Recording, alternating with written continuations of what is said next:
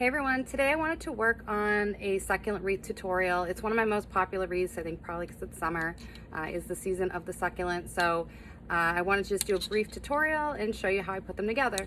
So the materials we're going to be using today, I have glue. I use the Gorilla glue sticks in a hot glue pan, and I use my glue gun. And then I have some good wire cutters, I have some zip ties, and of course my friend Chardonnay. So let's get started. All right, to start, I'm gonna get my wreath prepped. And whenever I get a grapevine wreath like this, it's not perfect, it doesn't have to be. We're gonna trim it up a little, but I do pick whatever the best side is that's gonna be exposed. So for this wreath, this is more symmetrical. Here is kind of funky. So what I'm gonna do is I'm gonna take this vine-like wire and I'm gonna feed it through one of the thicker stems in the back. And because this matches the actual grapevine itself so well, I always mark it with a bow, just so when people pull it out of the box, they can quickly just figure out where the hook is and where to hang it. All right, so just mark it with a little bow, like so. And then I go around and I just trim some of these really sparse pieces that are sticking out. Some people prefer them. In some workshops, people don't necessarily want to lose these pieces, so that's fine too. It is your wreath, you do it your way. Then the centerpiece for our wreath is gonna be this beautiful succulent. It's kind of a silverish green. This is from Pioneer Wholesalers. And what we're gonna do, because it is kind of big and chunky, although we're gonna glue it, we're first gonna use zip ties to secure it right here to the center part on the left-hand side of our wreath. I'm just gonna feed the zip tie through. And zip ties are a great product to use for anything, because regardless of the weather, zip ties aren't going to break. These hold 50 pounds, so you got to think about wind or snow. Especially with Christmas wreaths, I like to put as much together with zip ties as possible. And then once you have it in place, like one, you can barely even see the mechanics on it, but now I'm going to glue it together with my glue gun. And I'm going to put heavy glue on this just because it is a heavy item. So for today, we're gonna go with some of these sweet, feminine pink cabbage roses. We're gonna use some other succulents, and I'm gonna use a variety of greens. They're kind of on the muted side, which I am just kind of crushing on all the time. I can't seem to get myself away from them, but I'll have to because fall is right around the corner. Now I'm gonna mark the parameters of where I want this wreath to go. So I'm going to, let's see, you have a good view of that. And I kind of have a pattern in mind that I often follow, and I think that's just kind of what catches my eye. So I am going to put these flowers in, and they have a few inches of glue from the glue pan, and then I'm going to put them in pointed with the grain of the wreath, and that's just to make sure there's as little resistance as possible in keeping this together and weathering, from weathering. That. And I kind of do everything in stages. So this is going to be our roses stage. And I do it like this because I like there to be, I don't like things to be too matchy-matchy, but I do like them to be evenly distributed with color.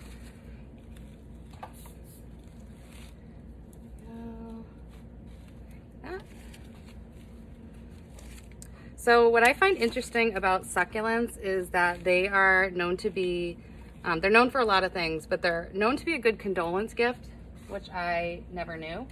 And the reason why, and it makes total sense, is because they're a sign of resilience. If you think about the conditions that they live in, they get by with very little, and they're gorgeous, and they're incredibly durable. So if you think about hard times right now with everything people are going through, you know, it's kind of hard to strive when your resources are kind of pulled or tightened. So kind of made me want to do a succulent wreath today. So right now I'm putting in some of these pink thistles. These are from Michael's, and they're kind of soft, and they're just really high quality, so I love these. I'll put a couple of these in. I almost feel like some of these wreaths, these pink wreaths, would be good in like a nursery. I did have a customer who put one on her daughter's bureau, and I thought that was nice. That was not a way I would have used a wreath, so I thought that was really creative. All right. And then I got a couple of these succulents, and I thought they might just be like a nice little extra chunk on the top and the bottom.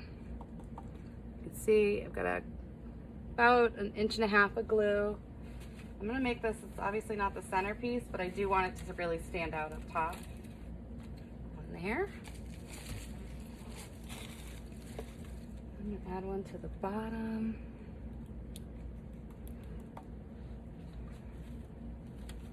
And you can see how quickly this is coming together. And usually when I say that, I think that means it's a Chardonnay break, so it seems well deserved. Keep going. All right, so as you can see right now, it's the big parts of the wreath are really filling in. And then we're gonna kind of go through and fine tune what we want the shape to be with some different materials, some like smaller, softer materials.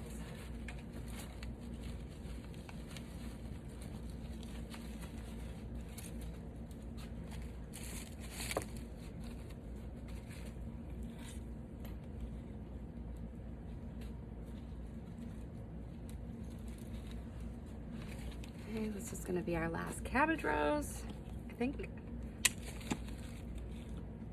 I always, when I really enjoy designing, it's kind of when I haven't mapped anything out. I usually just grab materials and then just kind of figure it out on the fly. So that's what we're doing here. All right, so we are going to use these are fern leaves, and they are plastic, but they're good quality. They don't look tacky. They're kind of like a dull muted color, which looks natural to me. So I like these a lot. Go through and start plugging it in. And it's nice because the succulent is so soft and almost fuzzy, so it's nice to kind of put in something that just has a very different texture to it.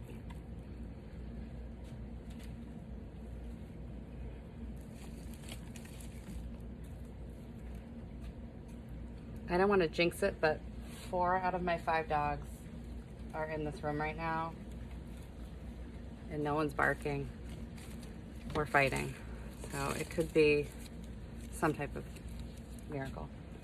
All right, so now I like to put something with kind of like some flair in it, just to kind of give it this like whimsical look. So I'm going to use some of these. There's some type of like pink grass. These are from Michael's. And it just kind of gives it that wild look. A little bit on the unpredictable side.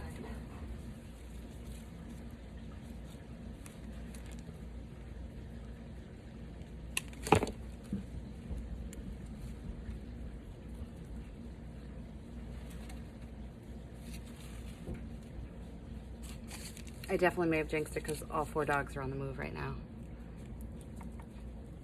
Destination unknown.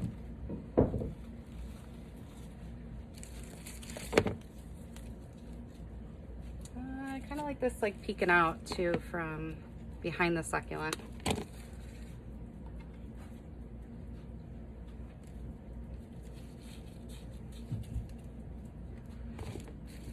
right. So now I'm going to take some other textured ferns. I have these larger, thicker ferns, and then I have these soft, wispy ones that you can really use to like create a lot of visual movement in your wreath.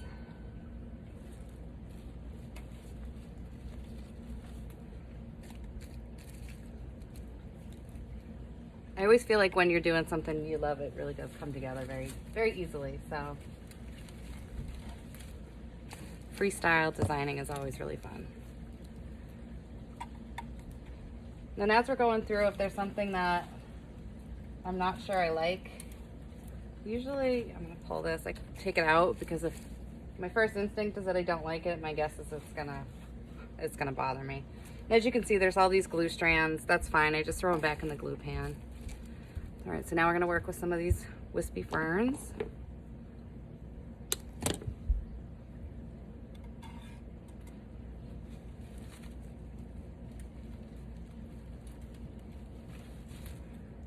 The other thing I like about these is the wire on them is so thin.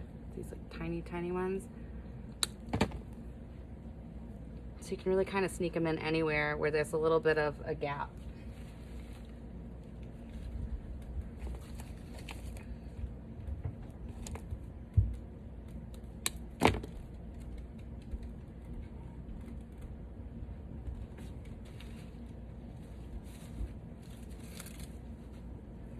And I like to cover this up inside too. I think that also gives it kind of like that natural appearance, like it's kind of just growing together, all wild. Like if you see when moss grows through stones, things like that. Not through stones, but stone walkways.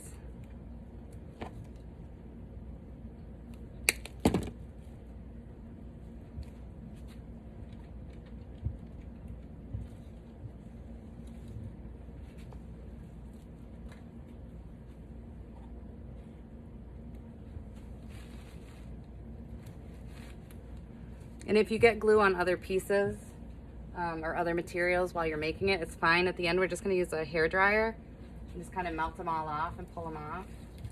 And then I always like to look at everything in natural lighting. So before I send out an order, I try and take everything out in the sun and photograph it and just see if there's anything that I've missed. I'm sure there are definitely glue strands that get by me, but I hope I catch most of them so that my customers get a nice polished product, which is always my goal.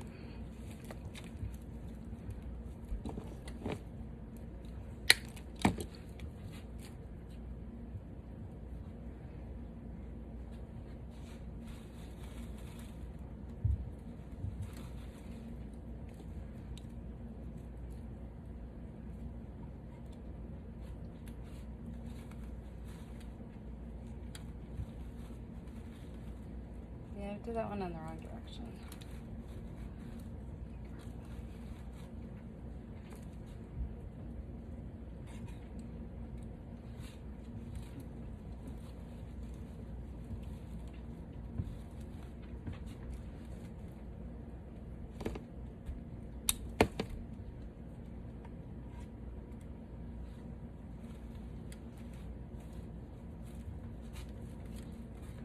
All right, so just as I'm looking at this, you can see it's kind of heavier in the center and light up top, but it's still got some kind of bald spots down here that we want to address.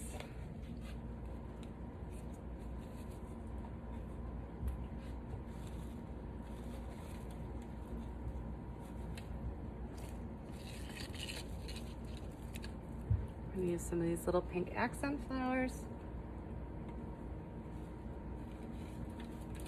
And all about texture. It's nice to just, even if you have a small amount of a product, just to add it in, just to create that extra bit of visual interest.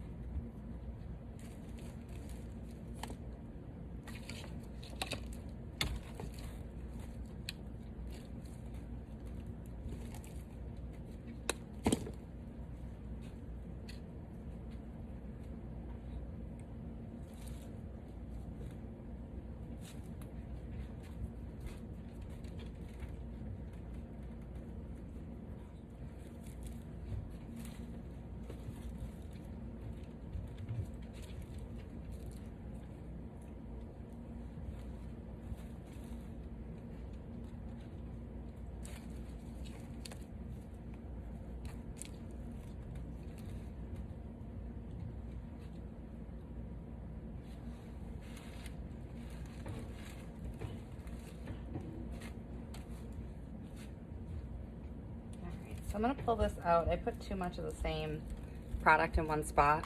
I don't like it. I'm gonna break that up.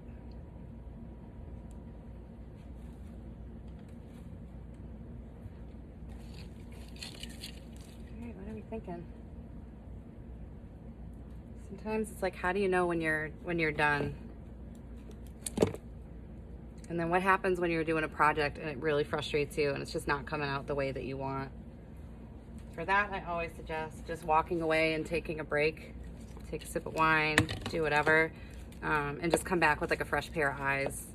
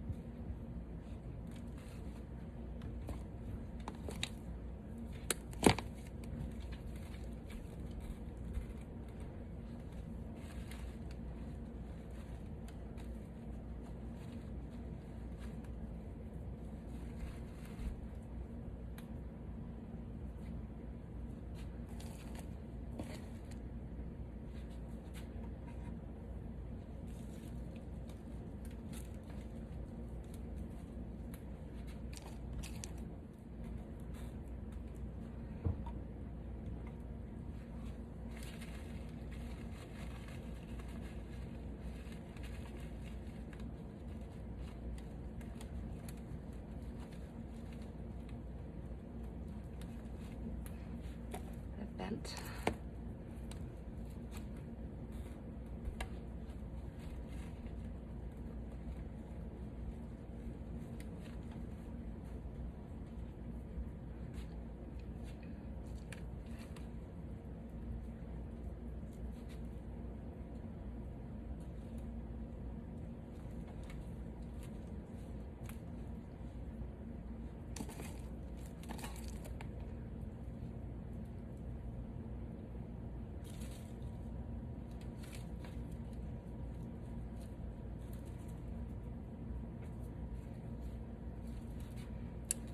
All right, so I think our placement is done of all of our flowers and succulents. So the next step that I'm going to do is I am always going to clean up the back. So anywhere where there's stems sticking out, I always trim them and then I add some extra glue, because if the stem is sticking out, that means that it's not secured in the wreath. So you need to kind of go back over that. So like, if you can see this, if there's an inch sticking out and you only had an inch of glue on there, then that's not secure. So I'm going to go through and trim it. And then what I do is once I've trimmed it, I use some of this artificial moss and I glue it over to cover the mechanics. And that way you just have like a really nice natural piece. And you just be careful because high temperature glue hurts so much. I'm even going to put it over the zip tie. Even though the zip tie kind of blends, I'd rather just not see it at all. It'll be like little elves put your wreath together. Okay.